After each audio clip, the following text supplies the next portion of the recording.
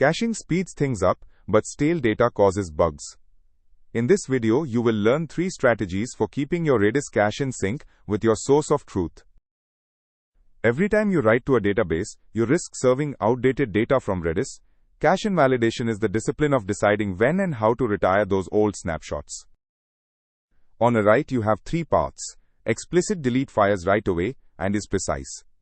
Version bumping swaps the active key, so old ones age out on their own TTL. Passive TTL does nothing at write time and relies on expiry alone. First, we set a key with EX60 to let TTL do the work. Then we explicitly delete it on a price change.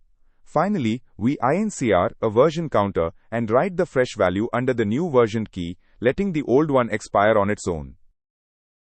When reviewing a pull request, check 4 things.